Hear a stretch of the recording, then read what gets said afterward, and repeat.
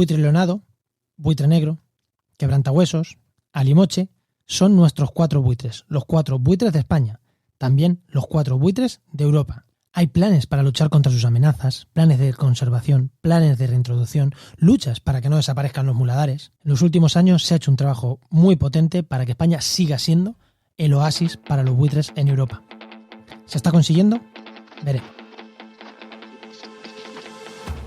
Comienza Actualidad y Empleo Ambiental, un podcast de Juan María Arenas y Enoc Martínez.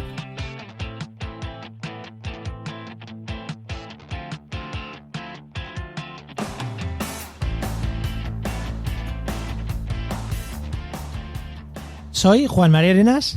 Y yo, Enoc Martínez. Y este programa cuenta con el patrocinio de GeoInnova, la Asociación de Profesionales del Territorio y del Medio Ambiente. Hoy, en el programa 68 del martes 8 de septiembre, hablamos de buitres con Eneco Arrondo. Pero antes, Enoc, ¿qué tal tu semana? Hoy, pues mi semana ha estado genial, porque he estado de vacaciones. Porque nos obligan a coger las vacaciones antes del 15 de septiembre. No sé por qué, la verdad. A lo mejor es que se temen que pase algo a partir de ahora. Y bueno, pues esta semana ha estado muy bien. Y además hemos estado ya con temas de producción para los siguientes capítulos de la temporada, que nos está costando. A la gente no está en casa, no responde correos, pero bueno. ¿Y tú qué tal, Juan? Sí, no, me extraña que la gente no conteste. No sé si la gente, en previsión de, está fuera todo el día, ¿eh? Está alucinante. Bueno, yo pues bastante bien. Yo de vacaciones no. Yo he estado también preparando junto contigo, Enoc, y por eso lo sabes, pero vamos a contárselo a la gente, el podcast que vamos a lanzar sobre cómo ganarse la vida haciendo divulgación y comunicación científica. Que ahí vamos avanzando y para octubre posiblemente tengamos ya los primeros programas en las ondas. Bueno, en las... ¿Cómo se llame todo el podcast? Que no es las ondas. Y nada, y por lo demás, pues haciendo algunos presupuestos para alguna web, para algunos podcasts muy chulos, a ver si salen. Y nada, y decir que tenemos, Enoc y yo, a una chica, hemos contratado X horas para que nos ayude a la red de podcast. Y es un cacao, tío. Yo en la vida había contratado a nadie y esto es un follón, convenios colectivos, no sé qué, no sé cuántas. Y pero para 5 horas de mierda este follón, sí, para 5 horas de mierda ese follón. Efectivamente, yo sí lo había sufrido y efectivamente. Sí, pues es un cacao. Yo pensaba que esto era más fácil, era ir, contratarla, pagarle y ya está. Pues no, es un puñetero caos. Bueno, damos paso ya al invitado, ¿no? Venga, vamos a darle paso. Bueno, pues hoy tenemos ahí con nosotros a Eneco Arrondo, que es investigador predoctoral en carroñeros, en concreto en buitres. Él dice que no digamos que es experto en buitres. Vale, pues una persona que sabe 4 cosillas de buitres, lo suficiente para contárnoslo aquí. Buenas, Eneco, ¿qué tal? Hola, buenas tardes. Bueno, sí, 4 cosillas justas para escribir una tesis y poco más, la verdad. No te Que una tesis que hemos dicho predoctoral, pero joder, sabiendo que el viernes depositaste la tesis en papel o mandaste a imprimir la tesis. Mandé a imprimir la tesis, ya estaba depositada, pero la mandé a imprimir el viernes y estoy ahora de los nervios esperando a que lleguen las copias y espero leerlas si todo va bien y nada lo complica el 2 de octubre, que claro, que con estas cosas ahora, pues ya sabes, todo puede cambiar de un día para otro y mandarme para casa y no... Pero bueno, en principio, el 2 de octubre. Bueno, entonces predoctoral por unas semanitas. Por poco ya. Bueno, vamos ya con el empleo entonces. Vamos allá.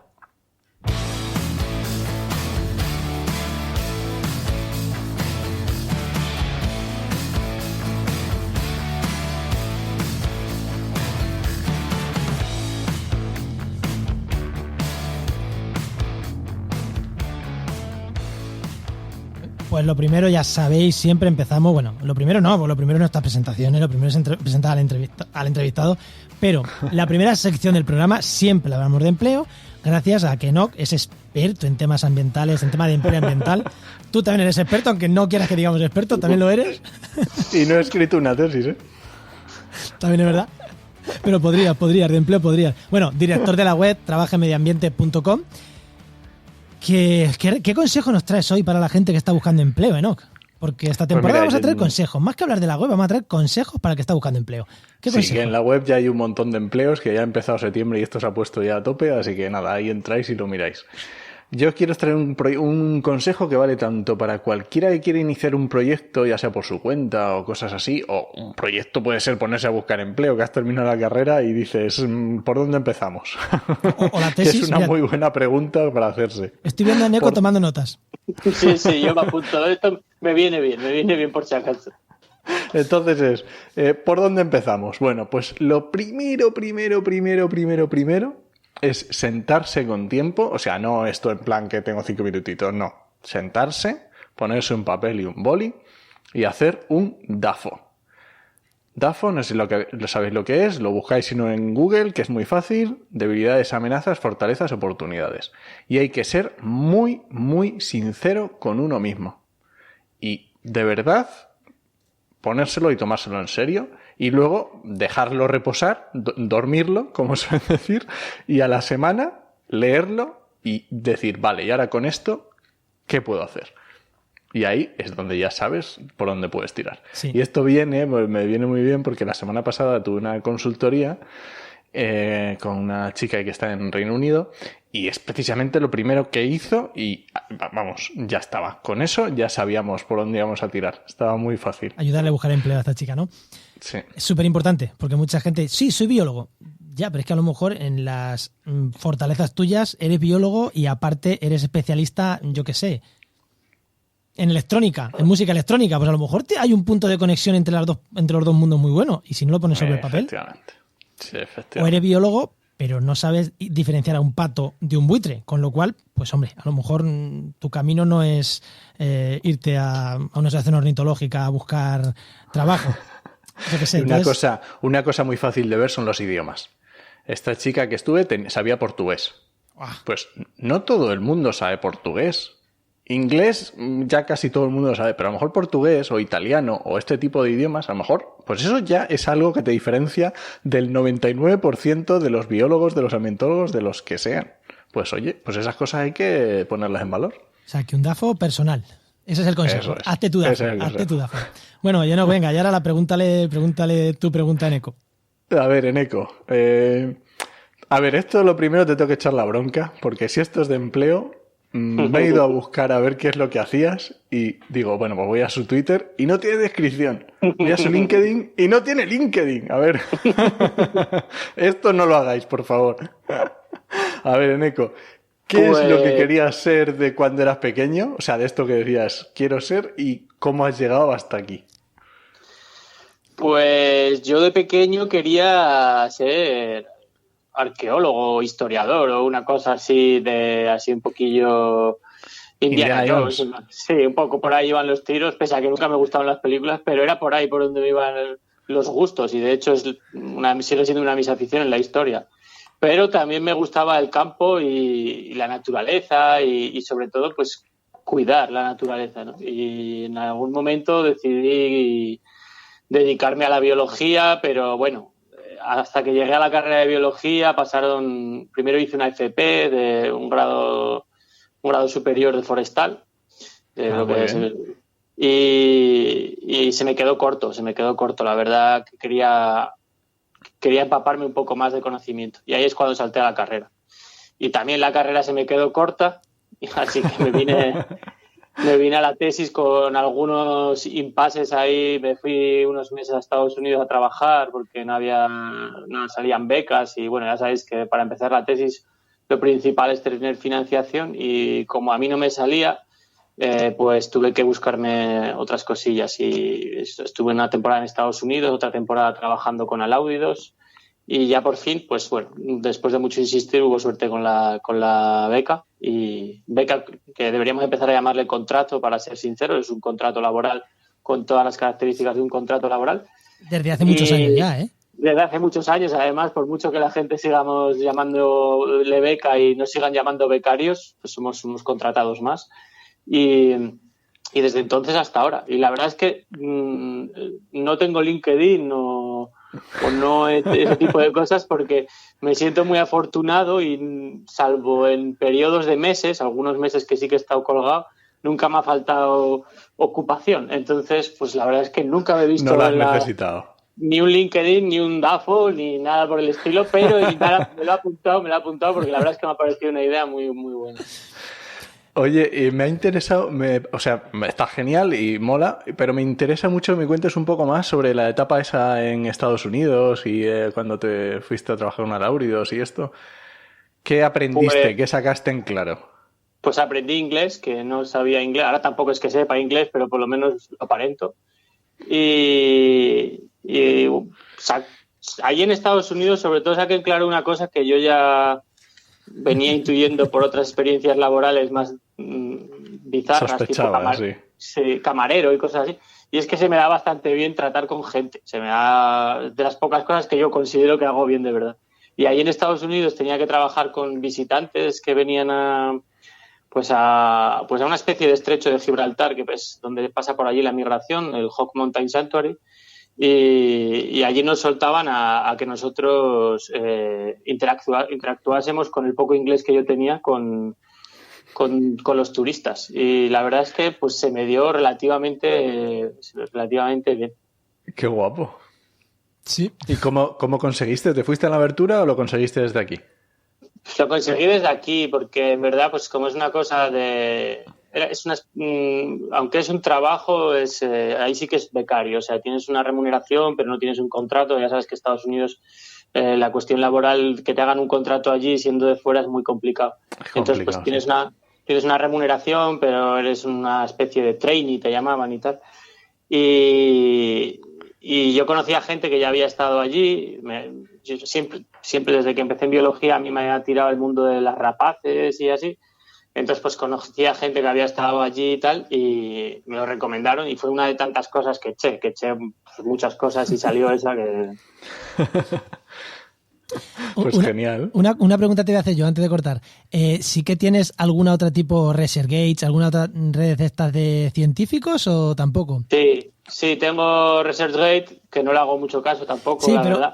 Claro, es lo que iba a decirle a Enoch, que Enoch ha tirado de las redes generalistas, Twitter, LinkedIn, claro, y muchas veces, claro, eso es importante también, en este caso como científico, pero fuera del mundo de los científicos, cada sector profesional, y eso es una cosa que no hemos tratado nunca, Enoch, y deberíamos tratar en algún momento. Deberíamos tratarla, sí. Nos movemos en unas redes profesionales distintas. Yo cuando era científico, pues tenía mi ResearchGate, el Google Scholar actualizado, ese tipo de cosas, que a los no científicos les da igual, y a los científicos es más importante tener eso que tener LinkedIn. Efectivamente, sí. De hecho, en el mundillo científico yo creo que hay un exceso de redes sociales ahora mismo. Está ResearchGate, está Google Scholar y luego está ORCID, que no es una red social, pero a efectos prácticos un poco sí, se le parece.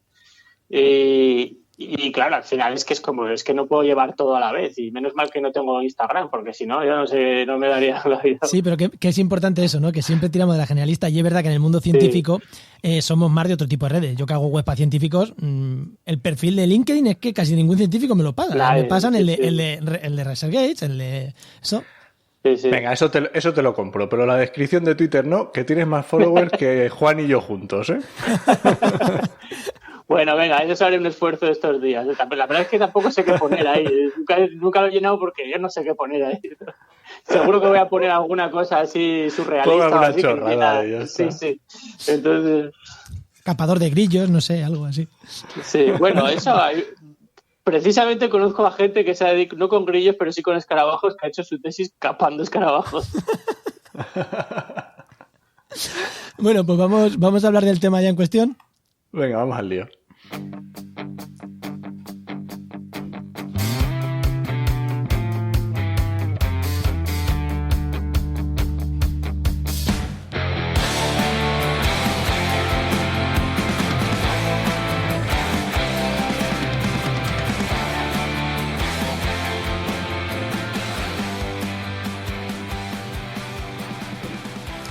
El pasado 5 de septiembre fue el Día Internacional del Buitre.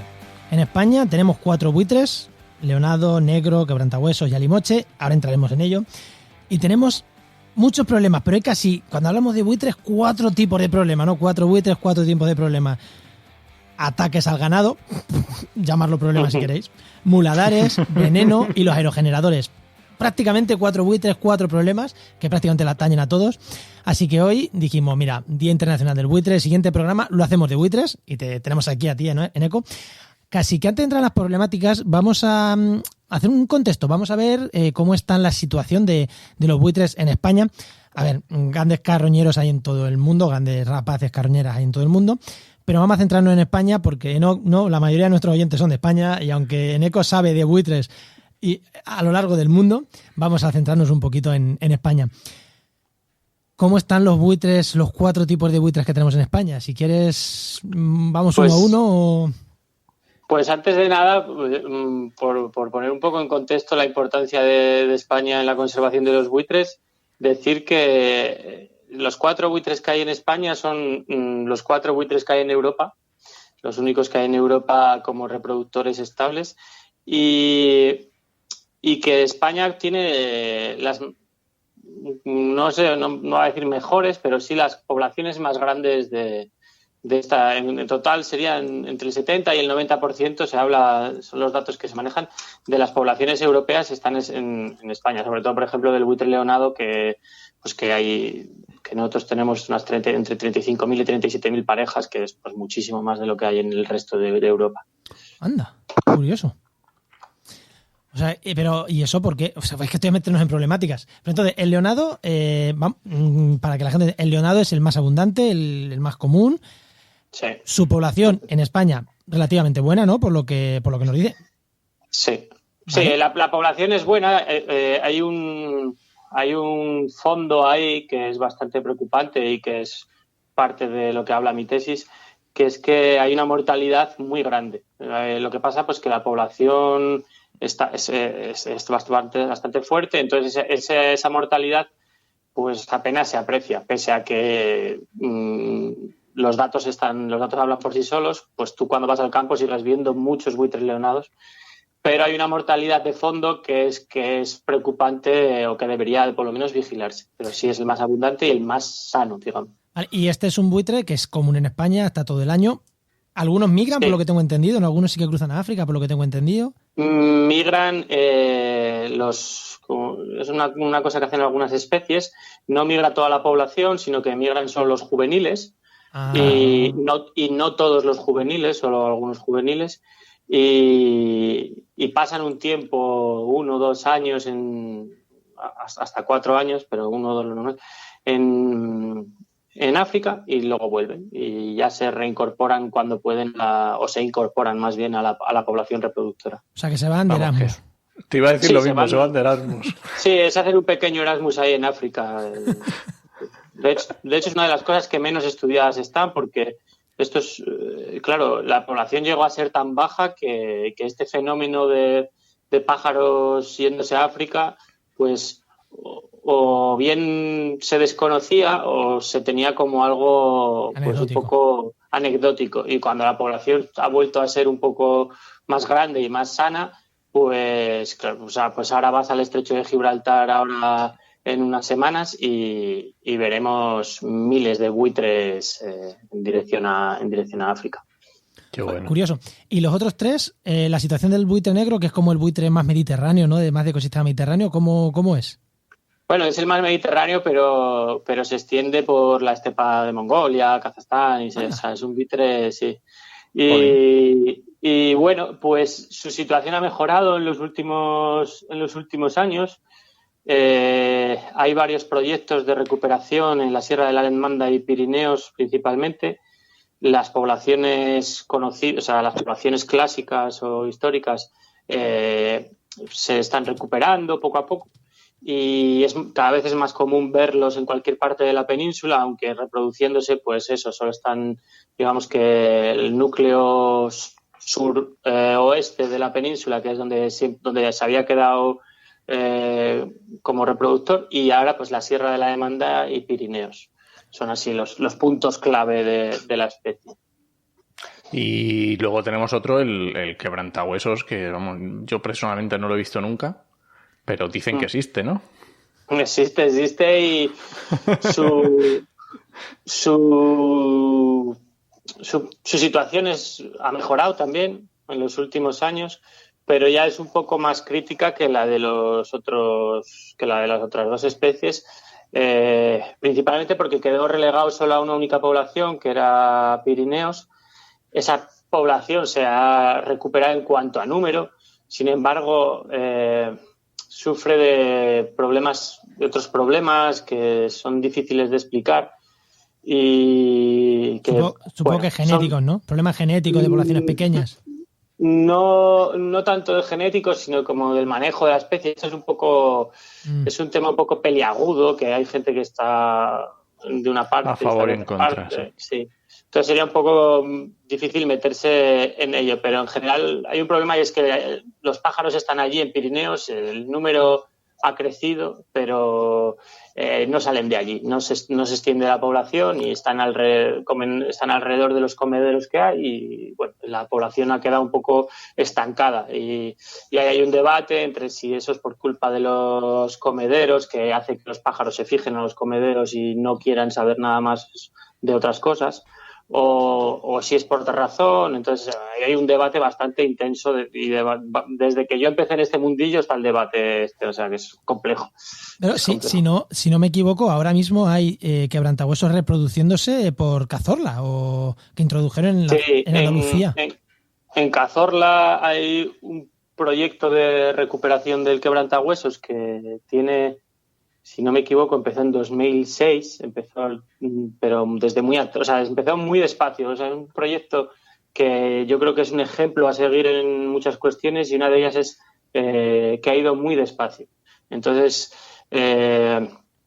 primero se hicieron unos estudios previos en los que se evaluaba cuáles eran los problemas que había. Luego se empezó con la cría en cautividad, pero con una aclimatación muy grande antes de que hubiese liberaciones.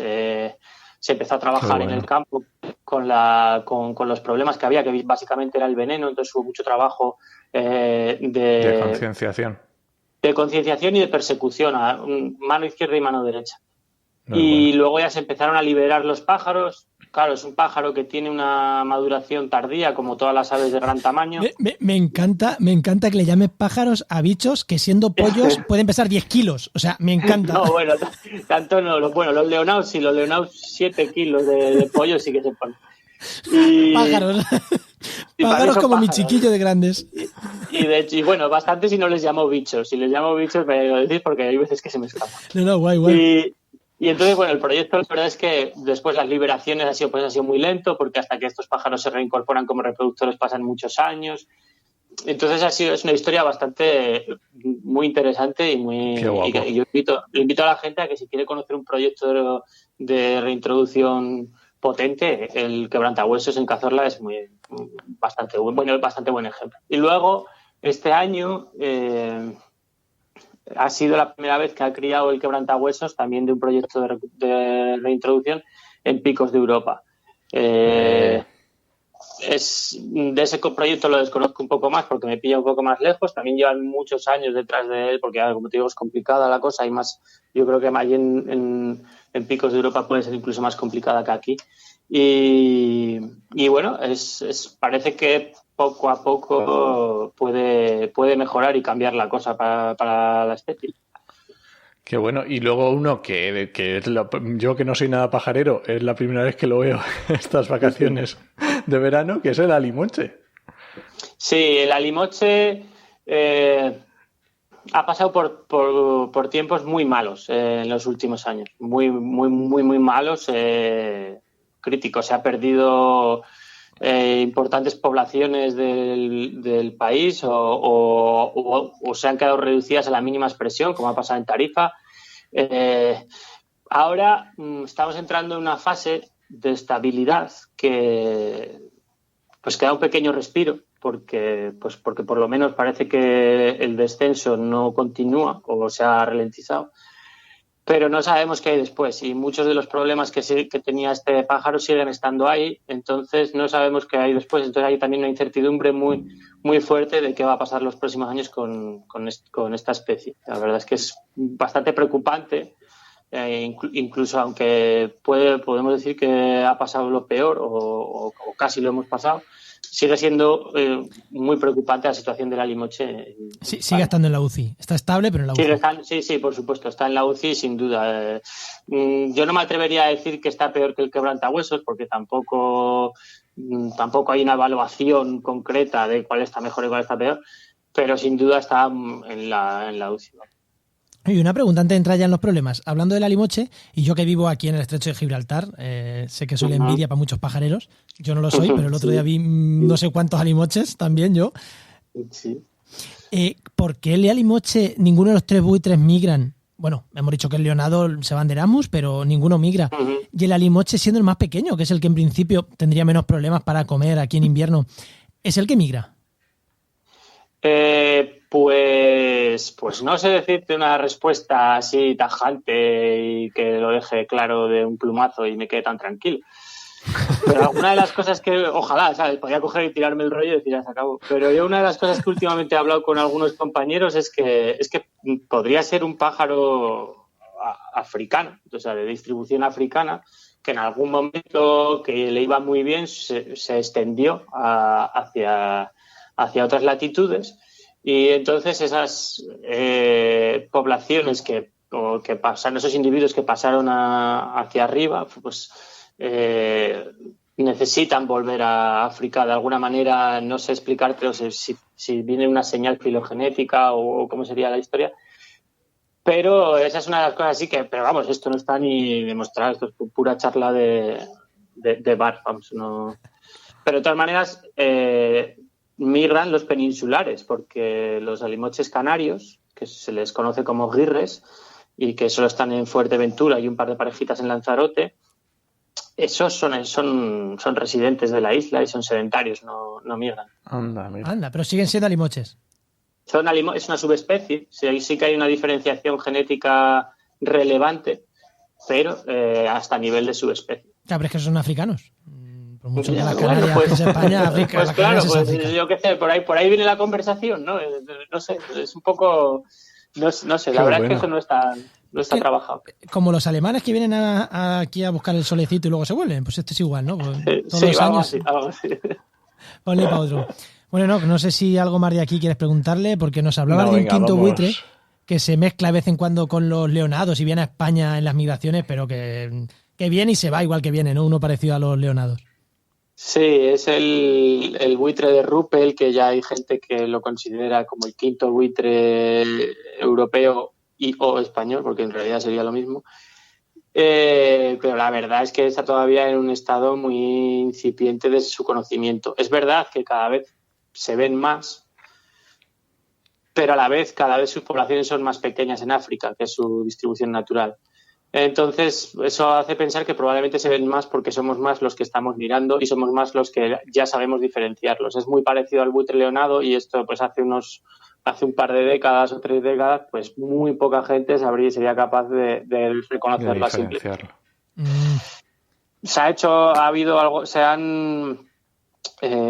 Se han documentado algunos intentos de hibridación entre buitre de Ruppel y leonado, pero que hasta lo que yo sé, infructuosos. Entonces, bueno, pues yo todavía no lo llamo el quinto buitre. Ojalá, porque a lo mejor les serviría para que se salvase de la extinción en África. Porque en África, bueno, pues hay también muchos problemas, que los buitres sufren muchos problemas que a veces son más difíciles y más complejos que los que tratamos aquí en Europa. Pues venga, vamos con los problemas de aquí y vamos con uno que yo no sé si es un problema, pero si nos fiamos de los titulares de los periódicos, desde luego sí. Entonces vamos a ver. Ataques de buitres a ganado. ¿Es esto un problema o qué? Pues el problema en verdad son los titulares de los periódicos.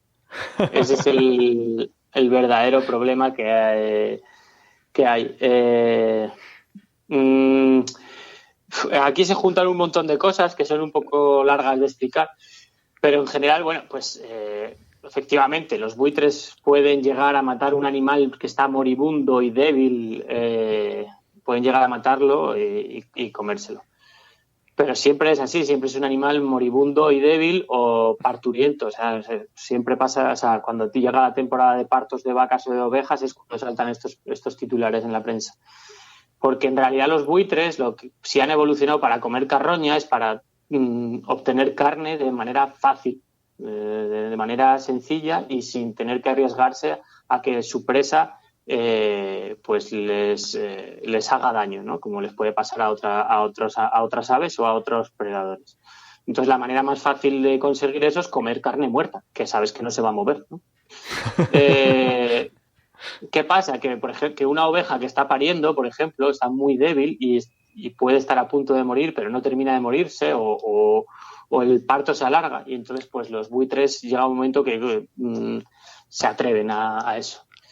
¿Cómo de importante es esto en la naturaleza o en la ganadería? Bueno, pues hay algún trabajo por ahí que ya está un poco viejo porque es de 2010, pero se podría volver a actualizar. Y los ataques constatados a ganado ovino representan menos del 0,5% de la cabaña ganadera de ovino en España. O sea, la importancia es ridícula, es absurda. ¿Qué pasa? Que por cada uno de estos ataques constatados o los no constatados, hay decenas de titulares. Entonces, hay un efecto eco ahí que es brutal. Además, se junta una leyenda urbana que se ha generado en los últimos 10 años, y es que los buitres pasan hambre. Los buitres pasan hambre y como pasan hambre han evolucionado de repente en apenas unos años a atacar animales. Primero de evolución, sin que nazcan nuevas crías se evoluciona, es una evolución. Sí, eso es así, una adaptación casi epigenética. Y esto viene de otro tema que trataremos después, que son los muladares o la prohibición que hubo después de las vacas locas, que no sé si se acordará el público, pero con las vacas locas se prohibió abandonar reses muertas en el campo, en toda Europa. Esto generó realmente un problema si no de hambre, sí que generó una serie de problemas ecológicos en el campo ibérico, porque realmente pues no había alimento suficiente para toda la población de carroñeras. Esto, por suerte, duró muy poco. Varios grupos de investigación y varios grupos ecologistas o conservacionistas hicieron un esfuerzo para que Europa reconociese que esto era un error y que levantase la mano en ese aspecto. Entonces, para 2009, estamos hablando de que duró 7 años la prohibición, o quizás menos, porque en realidad ya antes de que se levantase la prohibición, ya las autoridades hacían un poco la vista gorda, en fin. Yeah. Pero ese mensaje, otras veces cuesta mucho que los mensajes calen en la sociedad, pues ese mensaje de que los buitres pasan hambre caló muchísimo. Entonces, claro, ahora se ve a los buitres comiendo de la manera tan voraz y tan como comen ellos. Sí, claro, como comen ellos, que es así muy llamativo, y entonces pues la respuesta enseguida es: los buitres pasan hambre y por eso atacan al ganado vivo. Y bueno, esto no es así. Y ya por terminar un poco, varios trabajos, uno en Argentina, que tienen un problema muy parecido, aunque no tienen la cuestión de las vacas locas, pero tiene un problema muy parecido con los cóndores, y otro trabajo en Francia con los buitres, esta vez sí con leonados, han demostrado que en realidad lo que hay es un cambio de percepción de los ganaderos. Hay un cambio de percepción y que las tasas o las probabilidades de que ocurran nuestros ataques son las mismas que antes. Lo que pasa es que pues los ganaderos ha habido un cambio en la percepción que tienen de los buitres, quizás porque hay más, porque la recuperación se ha recuperado, quizás porque los ganaderos cada vez pasan menos tiempo en el campo, la ganadería está cada vez más industrializada, entonces pasan menos tiempo en el campo. Y entonces eso es lo que sí que ha cambiado. Y luego iba a puntualizar, pasa menos tiempo en el campo y más tiempo leyendo mierdas. Que es lo que leyendo según qué periódicos regionales de España, porque además son periódicos casi siempre muy concretos y muy reiterantes, y es que es como que llega la temporada de partos de ovejas y dices, a ver cuándo tal periódico publica, y es que siempre está ahí. Y se pueden copiar y pegar el artículo del año pasado, sí. Y pues la verdad es que sí, porque lo que hacen pues tampoco... Oye, ya has hablado un poco de esto, pero entra un poquito más en esto de la gestión de los muladares. ¿Cómo se hace? ¿Siempre tiene que ser a través de muladares? ¿Cómo está la cosa ahora? A ver, tampoco a nivel normativo ni nada, sino en cuanto a, a los propios buitres y... Normativo me lo tendría que repasar porque sinceramente a mí lo de memorizar leyes y legislación no se me da del todo bien. Pero un muladar, para quien no lo sepa, es el lugar donde se arrojaban históricamente pues los animales muertos y otros desechos de las localidades. Entonces ahí es donde se arrojaba históricamente ese ganado muerto y ahí es donde iban los buitres a comer. Con la regulación de las vacas locas esto se clausuró y solo permanecieron una serie de muladares oficiales gestionados por la administración o por organizaciones no gubernamentales en algunos casos, que se suponía que servían para que todos los buitres de España fuesen a comer a aquellos muladares. O un comedor social, ¿no? Sí, un comedor social, o algo así. La realidad es que desde el punto de vista ecológico lo que más conviene no solo para los buitres, sino para el resto de carroñeros, que no son solo buitres, sino que son casi todas las especies de carnívoros, tanto aves como mamíferos, incluso algunos reptiles carroñean antes o después, porque es comida fácil. Y entonces, para que esas redes de interacción estén sanas y sean resilientes y complejas, lo mejor es que el ganado simule lo máximo posible a la naturaleza, a los ungulados silvestres, etcétera. Entonces, lo mejor es que los animales queden donde mueren, en el campo, a no ser de que tengas una explotación intensiva, que entonces, bueno, tienes que hacer otra gestión. Actualmente sigue existiendo una red de muladares oficiales en toda España, pero algunas comunidades ya permiten el abandono de ganado en el campo. Y es lo que se hace. Que si una oveja se muere en una ladera, pues queda ahí. Luego está el ganado intensivo, que ese sí que por normativa tiene que acabar incinerado. También por la propia salud de los buitres, porque eso contiene antibióticos, puede contener antiinflamatorios como el diclofenaco, que causó la mayor crisis de los buitres que se ha conocido históricamente en el sureste asiático. Se cargó el 95% de la población de buitres de todas las especies que había allí y estamos hablando de millones de individuos en apenas una década, en menos de una década. Entonces también para ellos, para los buitres también es interesante que el ganado intensivo pues se incinere o se destruya de otra manera. Anda, mira. Qué bueno. Esto aquí seguro que mucha gente a los que nos está escuchando yo sabía el problema de los antibióticos, pero no, o sea, del diclofenaco en concreto, pero no a esta magnitud de cargarse un 95% de la población en Asia. Sí, fue brutal, fue una cosa exagerada. Hombre, también a los ganaderos también les viene bien poder dejar las reses en el campo, en plan, oye, ya que se me ha muerto una oveja o una vaca, encima que no me cuesta el dinero tener que sacarla de allí.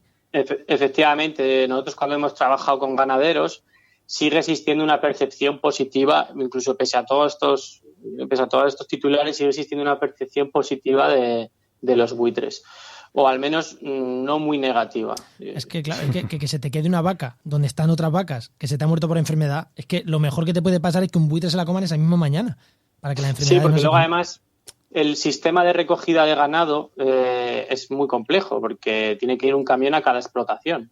Y entonces, pues ir a recoger una oveja muerta a aquella granja de allí que está a 20 kilómetros por pistas forestales, pues nunca le viene bien al camión, entonces tarda más, entonces ese animal se pudre ahí en la puerta, entonces al final el ganadero lo deja para que se lo coman los buitres ilegalmente. En fin, es mucho más complejo de muladares sí, muladares no, es legal o no es legal. Las situaciones del campo es mucho más compleja. Y aquí, aunque nos queda poquito tiempo, nos quedarían como 10 minutos de programa, pero bueno, quiero preguntarte una cosa. Hace unos años, creo que hace años, leí un artículo donde parece que los buitres sabían la línea de España con Portugal, que como que no pasaban a Portugal. Ese es mi primer capítulo de tesis. Anda, pues a lo mejor te lo leí a ti. Sí, mi primer capítulo de tesis y bueno, allí sigue estando muy restringido el abandono de carroña en el campo y siempre ha sido mucho más restringido. Incluso cuando en España estaba prohibido, allí creemos que funcionaba mejor porque la recogida de carroña, por cómo son las explotaciones allí, en fin. Total, que allí sigue estando muy restringido y y pues los buitres perciben que es un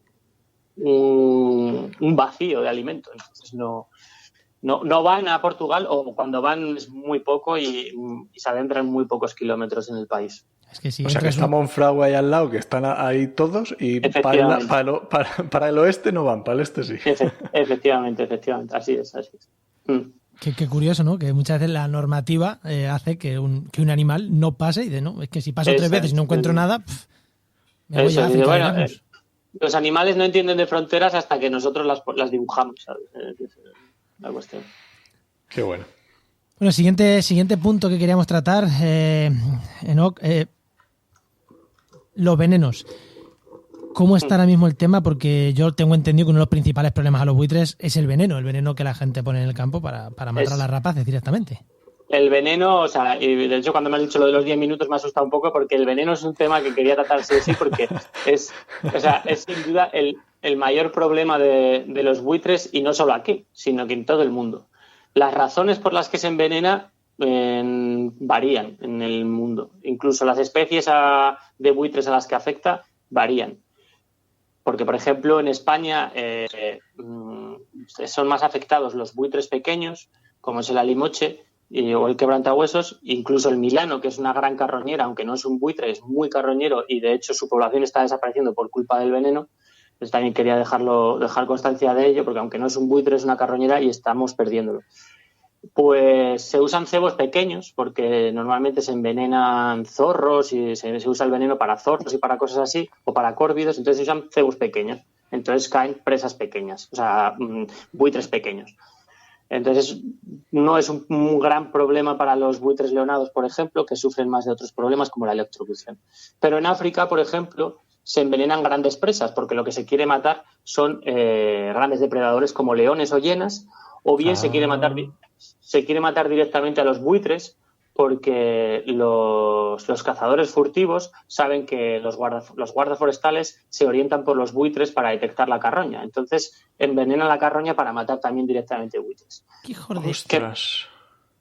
¿Qué pasa? Que allí, como se envenenan cosas grandes, como puede ser una vaca o puede ser un rinoceronte, pues ahí caen buitres primos del leonado, del género Gyps, y caen a cientos. A veces hay eventos de envenenamiento de cientos de animales. En Argentina tienen otros problemas, y también pues cae el cóndor. Se envenena para el puma y entonces cae el cóndor.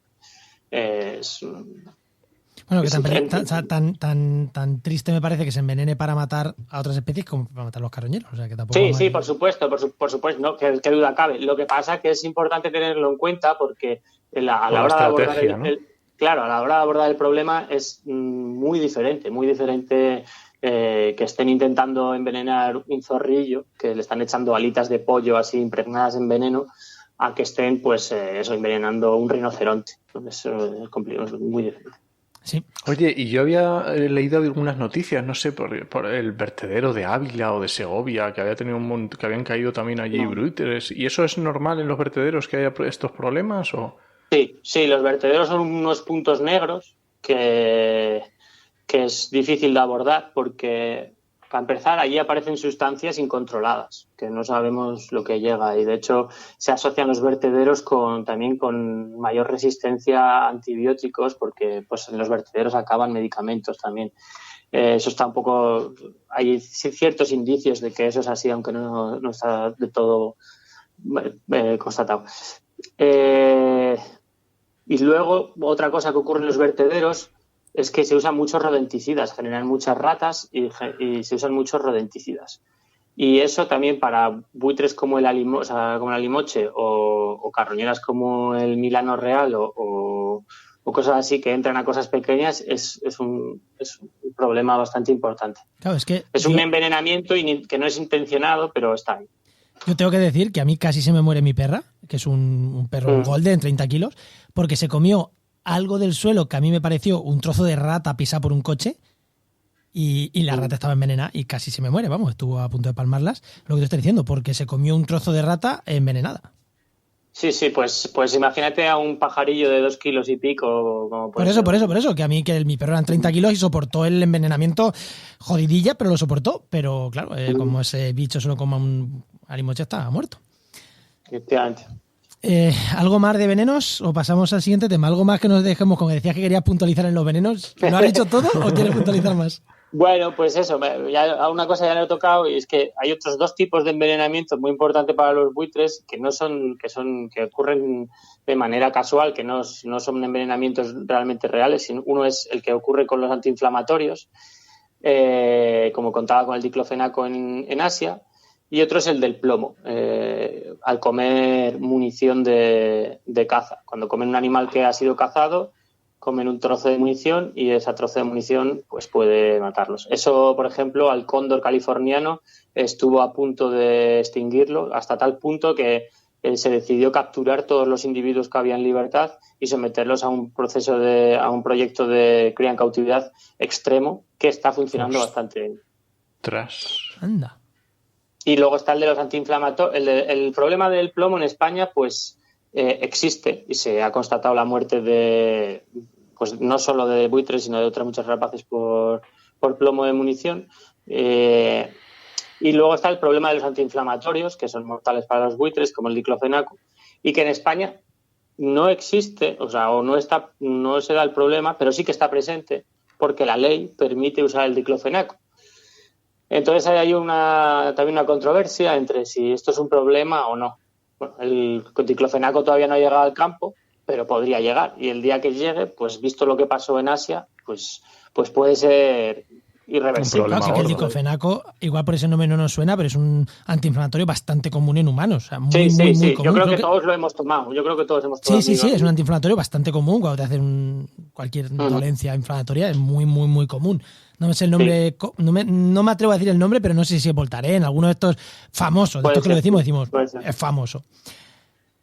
Pues mira, no sabía yo lo del plomo, además, es curioso, ¿no? Porque parece que no va a ser tan peligroso. Y ahora el último, ¿no? Que el último tema, bueno, el de las electrocuciones, que ese creo que no vamos a entrar mucho porque todos lo sabemos, choques con cables, con tendidos, pero nos tenía aquí otro de los aerogeneradores que quiero que te cuente él porque tiene aquí una anotación apuntada.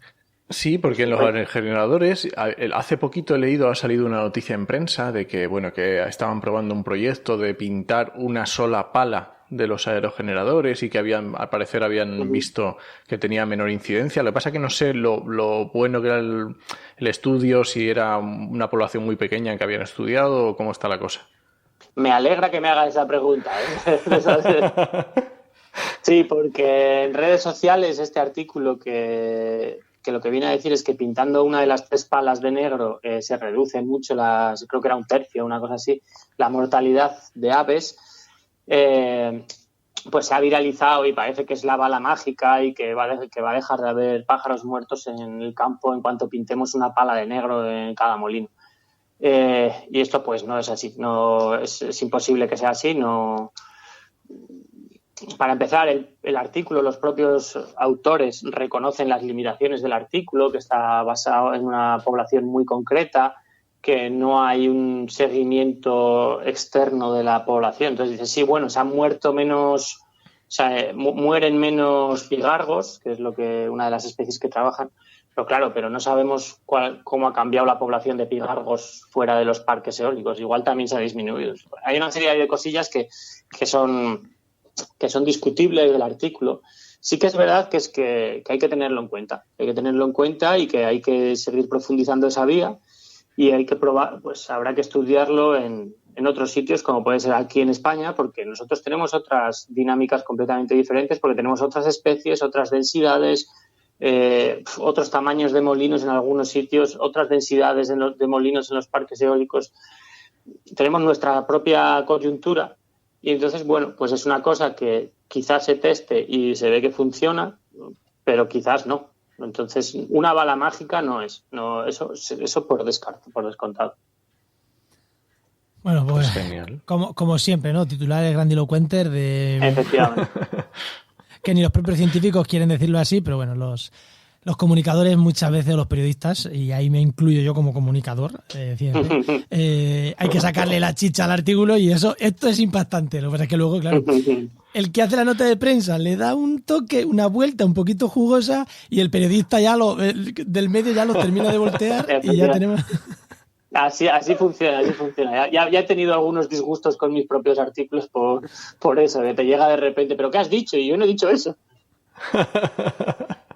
Sí, pero es que claro, es que ahí no hay control. Desde que sale el departamento de prensa y luego ya los periódicos, es que no hay control ninguno de lo que se dice. Bueno, pues yo creo que vamos a ir cerrando, ¿no, Enoch? Sí, no sé si, Eneco, algo que quieras decir así que te haya quedado de tema buitres en España o alguna cosa así que... Pues nada, yo me podría, como te puedes imaginar, me podría llevar toda la tarde hablando, porque de hecho dentro de nada tengo que dar una charla de 45 minutos seguidas sin parar de hablar. Pues ya la has dado. Copia y la escupes.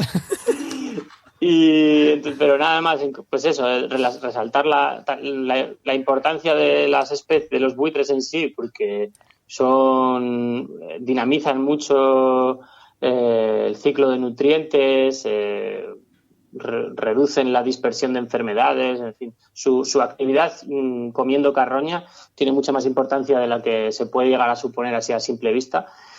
Y luego, pues resaltar la importancia de la península ibérica para la conservación de estas especies, porque ahora mismo es un santuario, aunque también es verdad que en el resto de Europa están cambiando las cosas poco a poco, sobre todo en algunos países.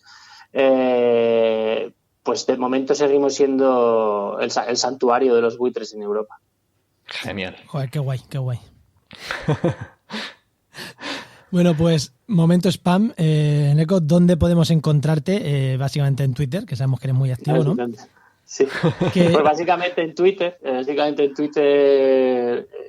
Mi cuenta es bioeaf@gmail.com. Y pues en ResearchGate también y en Google Scholar. Sí, y en Twitter has dicho la cuenta de Gmail, has dicho @Gmail, pero en Twitter es sin @Gmail. Sí, es sin @Gmail, sí, efectivamente, es la misma, pero sin BioEAF o Eneco Arrondo y aparecerá, que la verdad que eres muy activo con temas de buitres y es un gusto, de verdad, leerte. Mira, a ti te había leído yo aquello de Portugal, seguro. Puede ser. Pues muchísimas gracias por este rato que hemos pasado y hasta la próxima que te quieras pasar por aquí. Muchas gracias, nada, Eneco. cuando me invitéis, muchas gracias a vosotros. Hasta luego. Gracias. Hasta luego.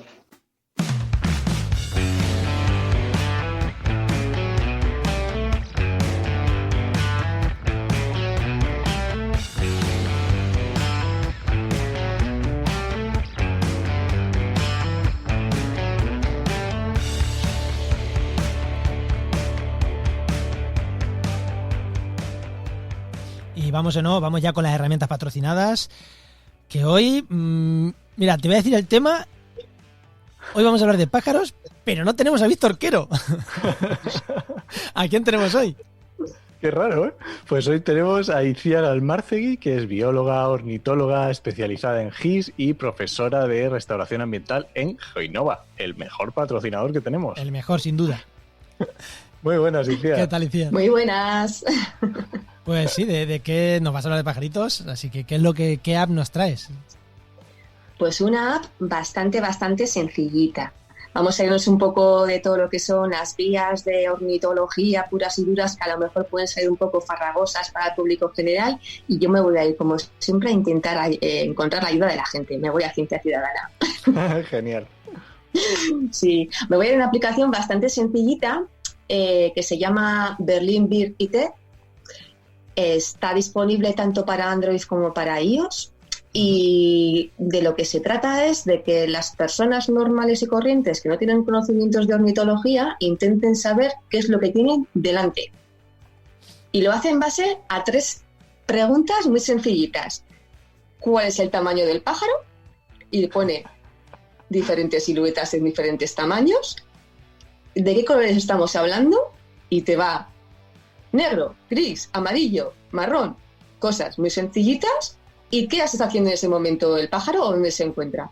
Está en una zona, imaginaros, en una zona de río, está en un pastizal, está en una montaña, y lo interesante, lo hace en base a una localización. Es decir, te hace ya un barrido de especies posibles en el sitio en el que tú te encuentras. Esta es mi aplicación. Y la mía. O sea, esta, mira, las de Víctor o sea, me he instalado pocas, pero esta va al móvil derecha. Y te voy a decir otra cosa. Hace una cosa también muy interesante. Hace esa búsqueda. Si tú no puedes, tienes la opción de hacer una foto, pero también haces la foto y te dice cuál es. Ostras, eso ya sí que vamos. Bueno, vale, eso no sirve para nada, ¿no? O sea, de verdad, ¿cuántos pájaros puedes coger el móvil y hacerle una foto? A las plantas sí, pero a los pajaritos... Depende. ¿Os parece que que puede ser imposible? Pero no, ¿eh? O sea, incluso haciendo mucho zoom, aunque se parezca muy pixelada la foto en la imagen del móvil, es capaz de identificarlo, o por lo menos ponerte unos posibles. Bueno, y te dice, mira, ¿está entre estas posibles lo que tú has visto? Y te pone las imágenes de lo que es. E incluso te lo vincula a la guía de pájaros de Collins y te dice si es posible o no encontrarlo. O sea, ya te dice, su distribución mundial es esta, o sea, es posible que sea este. Su distribución mundial es esta, pero en tu zona es más escaso. Entonces dices, pues bueno, pues este es probablemente que este no sea. Es bastante intuitiva. Yo la recomiendo. Jolín, pues yo es que lo compro. Ya está, yo también. Hablando de comprar, ¿es gratuita o cuesta dinero? Es gratuita. Sí, Jolín. Hay algunas utilidades y subaplicaciones dentro que son de pago, pero eso, yo lo he encontrado gratuita. Es posible que está teniendo bastante uso, ¿eh? Es posible que en las futuras aplicaciones igual llegue a ser de pago, pero inicialmente es gratuita. Y si es de pago y la convierte en gratuita, son estas herramientas que no va a ser descomunal, o sea, que será 3 euros. No. Si la usa realmente... Mira, dice, venga, hoy no me tomo la cervecita al acabar la ruta y me pago esos 3 euros en la app. Tampoco es caro. Yo te digo una cosa, está pensada más sobre todo para gente que esté dentro de un ámbito urbano o una zona en la que tengamos unas especies más cosmopolitas. O sea, que se sirve para identificar un gorrión, un herrerillo, un carbonero, cosas que son como más comunes en el ámbito urbano. Entonces es muy recomendable para todas aquellas personas que se dediquen a la educación ambiental en ámbito urbano. Yo aún no la he utilizado con especies muy difíciles de identificar. Pero bueno, es muy útil. Sí, sobre todo en nuestros oyentes, que habrá algunos que les gusten los pájaros y que sepan, y otros que les gusten y que no tengan ni idea. Y eso es más fácil de identificar. Desde casa le puedes echar la foto al típico que se te para en la cornisa y dices, si es un poquito rojo, que se me para aquí un poquito rojo, que no es un gorrión. Sí, bueno, para detender o cosas así. Yo lo he utilizado con niños y la verdad es que hoy en día los niños y las niñas están muy pegadas al móvil y la verdad es que me ha ayudado mucho a engancharles en ese tema de ornitología. Bueno, pues oye, genial, vamos, yo me la voy a instalar ahora mismo en cuanto acabemos.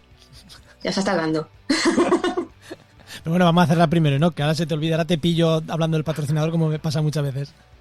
Bueno, decía, pues recordamos Merlin Bird ID. Uh-huh. O sea, eso es, perfecto. ¿Merlin o Merlin? Merlin.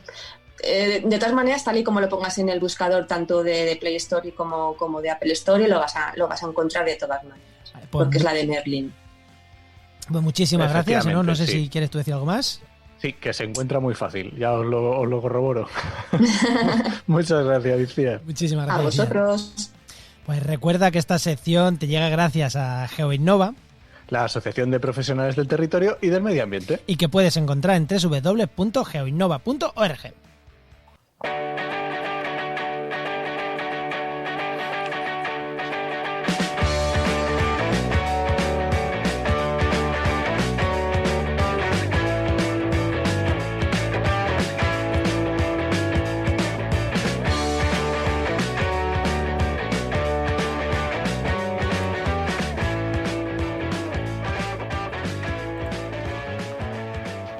Bueno, no, nos vamos, que cerramos ya el programa. Así que nos vamos a ir directamente, yo creo que a las recomendaciones de podcast, ¿no? Venga, y además voy a recomendar hoy un podcast que no tiene absolutamente nada que ver para hacer un poco más variado. Y es que está muy guay porque lo he empezado a escuchar hace poco y es Economista Holística. de Nuria Hidalgo. Y como os podéis imaginar, es de economía familiar y de empresa. Y son nada, es 4 minutitos, 5 minutitos y está súper chulo. A mí me gusta mucho y Ana y Nuria lo explica genial. Genial. De hecho, igual dentro de unos programas la tenemos por aquí, para hablarnos de un tema de que te he dicho que no lo iba a decir, ¿no? Pero es que no me puedo callar. Además a mí me encanta porque el otro día fue genial, porque resulta que vino una de sus niñas, tiene 2 niñas muy pequeñitas, y una de sus niñas vino y hizo como una parte, ¿sabes? Los apartes del teatro. A ver, espera un segundito que estoy grabando porque tienes que, entonces vete un momentito y ahora voy contigo. Y ya siguió, ¿no? Y lo dejó en el podcast y me encantó. Sí, paró el podcast a media y volvió después cuando pudo. Sí, y ya está, perfecto. Bueno, teletrabajo, de trabajar en casa, así es que... Y los podcasters, el teletrabajo lo tenemos muy claro, lo de grabar en casa. Venga, Juan, ¿y tú qué nos recomiendas? Pues yo no sé si lo he recomendado alguna vez o no, pero es verdad que es un podcast que voy escuchando a épocas, que se llama Mixio. Mixio es un podcast de tecnología que presenta Alex Barredo. Está de ciencia, tecnología, pero bueno, siempre todo lo que habla es aplicado a la tecnología. Igual te habla de una investigación potente con importante base tecnológica o te habla de el último iPhone, ¿no? Pero bueno, está muy, muy bien y a mí me gusta. Además es pseudodiario, porque es diario, pero no es diario. Creo que es cada 2 días, pero bueno, esas cosas que tenemos los podcasters, ¿no? Y está muy bien, la verdad son sobre 15 minutitos los programas, trata varias noticias todos los días, con lo cual no se hace pesado y está muy, muy, muy bien. Digo, un podcast de tecnología muy interesante. A mí me lo has dicho alguna vez, pero nunca he terminado de ponerme, pero bueno, algún día llegará. Algún día llegará. Bueno, ¿terminamos? Venga, vámonos. Pues nada, este podcast pertenece a la red Podcastidae, la red de podcast de ciencia, medio ambiente y naturaleza. Y nada, muchas gracias por compartir este programa. Esperamos vuestros comentarios en redes sociales, que es donde más estamos. También lo podéis dejar en nuestra web, pero en redes sociales, que ahí estamos. Y más hoy con BioEAF, que Eneco es muy activo también en redes, así que esperamos vuestros comentarios ahí. Y os esperamos en el siguiente programa de empleo, de actualidad y empleo ambiental. Nos escuchamos. Adiós.